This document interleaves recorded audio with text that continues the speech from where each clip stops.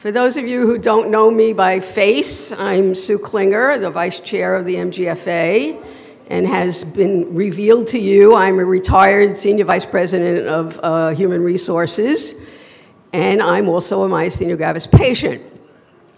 So I have the pleasure today of moderating a panel on an issue that is extremely important to Myasthenia Gravis patients, insurance. And today we have three speakers, each of whom have experience in this area. And so I'm going to do a brief in the interest of time because we are, it's between us and lunch. Terrible position to be in. We're also going to take questions after after the speakers each have all spoken. Okay, so today we are joined by Joni Diamond, who is a licensed clinical social worker and MG patient. She has been in private practice since 1986, caring mostly for children, I guess, or young teenagers, all ages, with drug treatment problems. But she has extensive experience, obviously, with many people with different medical issues. And we also then have Burke Christensen sitting in the middle, who is a lawyer and a professor of insurance at Eastern Kentucky University, retired from the insurance industry. He's been designated as one of the 13 insurance industry heroes you need to know. So he's going to talk to us about one of the most important aspects of insurance. How does it work, and how do we get covered? And then we have from the Social Security Administration, Yolanda York, who is the local representative here in San Diego.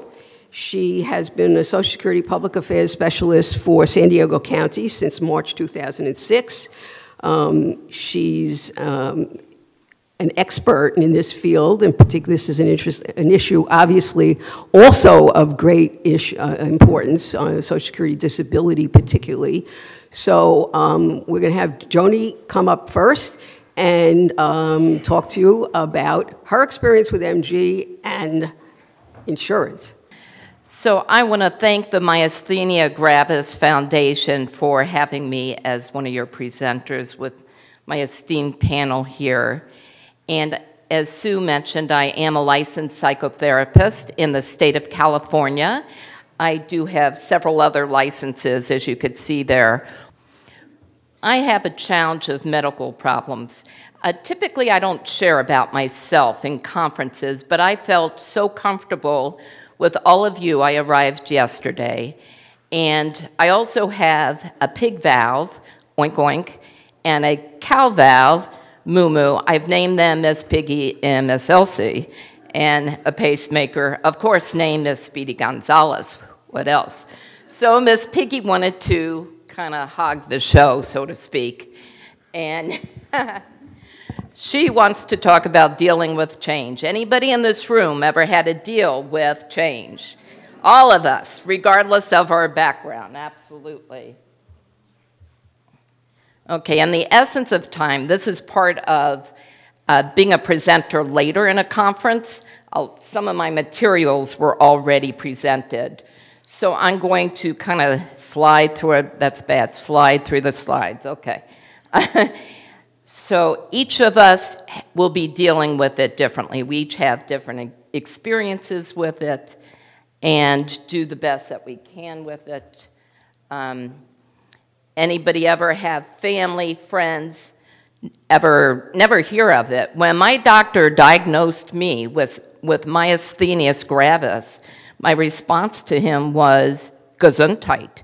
Do you need a tissue? What is this? I never heard of it before. None of us could have heard about all the diseases there are in the world.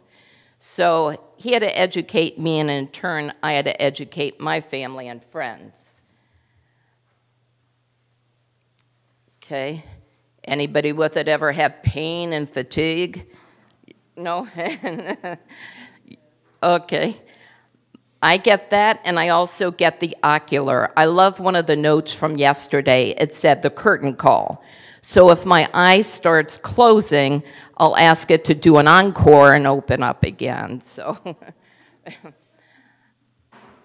okay, and I'm sure everybody in this room has experienced these types of emotions: depression, frustration, anger.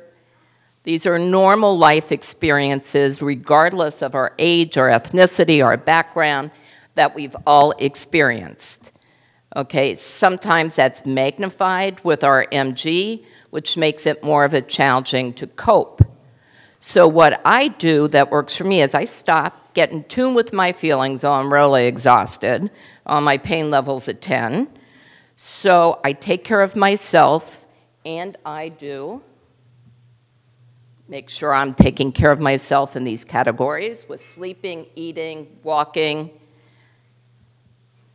blocking techniques. This is one of the two things I want to really stress from this component of my presentation. I put the pain on a shelf. I choose not to focus on it. What happens when we focus on our pain, on our depression, on our anger? It gets magnified. So I put a blocking on it. I'll not allow myself to think about it and redirect it into something more pleasant. An accomplishment I made. I walked 1.15 miles this morning. I want to do it again. I'm looking forward to going out with a friend. Not focusing on it. What happens when we focus on it? This becomes this. This is cute. The way you think could be your best friend in dealing with MG. I don't know if you could see what the little bird is telling the man who's trying to fly. Believe me, I know transformation isn't easy. I pulled a muscle once doing it. The bird's trying to teach the man how to fly, trying to transform, trying to cope. So it's hard. It's how we choose to interpret something. If I interpret me walking from this stage and going down to that table as, oh my gosh, how am I going to do that? Let me think about it. Let me think some more about it. And then it goes on, and then it's this again, versus just take my baby steps and do what I can to get there. Yay, I made it. Let me take some more baby steps and keep going and appreciate what we can do and to challenge ourselves. Okay, this is the other quickie I wanted to emphasize. This is a stress releaser. I'm sorry I got here a little late yesterday. I don't know if anybody did this. You sit down in a chair. I have to lean forward so my feet reach the ground when I sit down. And then everybody try it. Put your hands in fists on your knees. Close your eyes. Take in a deep breath and let it out slowly as you feel the stress going out of your head, your neck, your shoulders, your arms, your hands, your body, down to your toes, and then open up your eyes.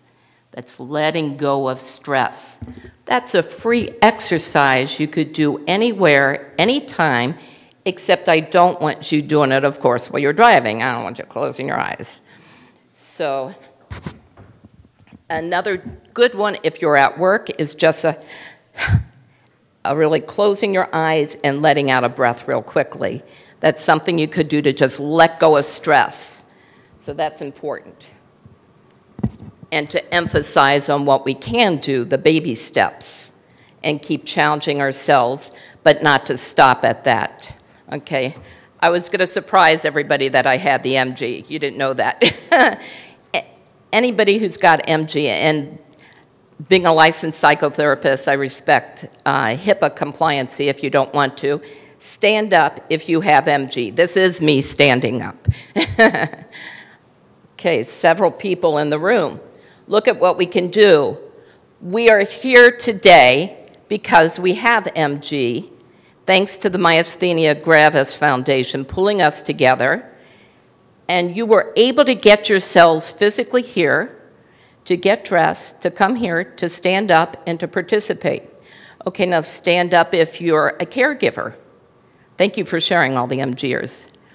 All right. Thank you for being a caregiver. I hope it's important for you to take care of yourself as well. That's so important. And lastly, if you're a treater, somebody in the medical field thank you for doing that. Look at all of us together. We're such a dynamic team. Yes? Is there a supplement to what you're saying in this book?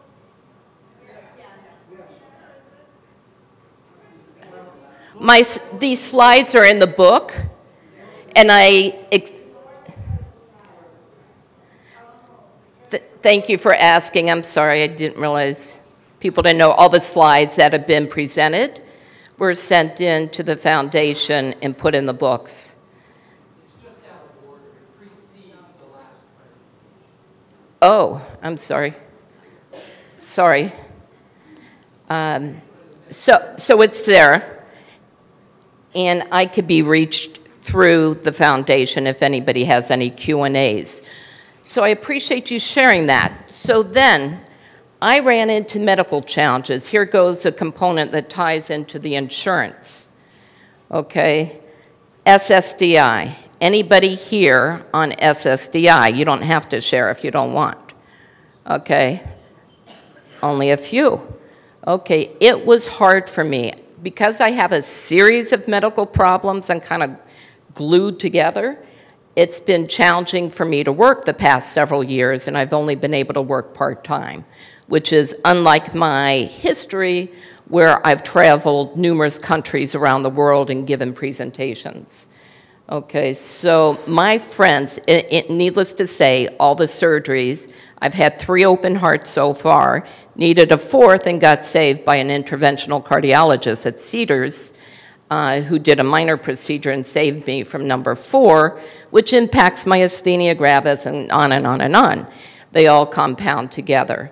So my friends and colleagues suggested, apply for SSDI, and I said, no, I don't want to go on that, my pride and so forth, and I want to work, but I was being challenged to work. So they convinced me, but you've paid into it.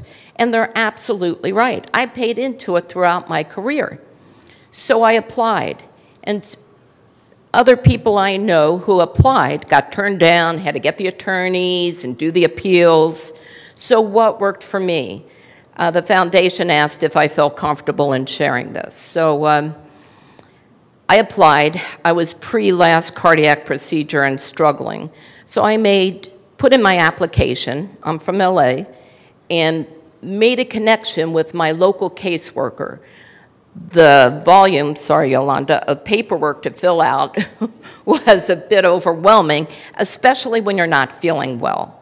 So she so kindly, I created a telephone rapport with my local caseworker from Social Security. She helped me fill out the paperwork. She did a lot of it in the interviewing. Then the case goes on to the caseworker who does interviews and collects a medical component. And in this case, my caseworker for that was located in Arkansas. So I contacted her and established a wonderful rapport with her. And because of my voluminous medical background, she was collecting all these records. So I was in touch with her and says, how's it coming? And she says, well, this doctor, not hearing back from them. So I said, can I be of help? Can I contact them and ask them to send it to you? Because the HIPAA laws are that the patient owns the records. You own your records. You have a right to copy. So with Social Security, you sign a consent for release, and it's sent over to Social Security. They in turn, and you provide your list of doctors with the contact information, and they then collect the records directly. You can't get it and send it. It's got to go from the doctor's office to Social Security.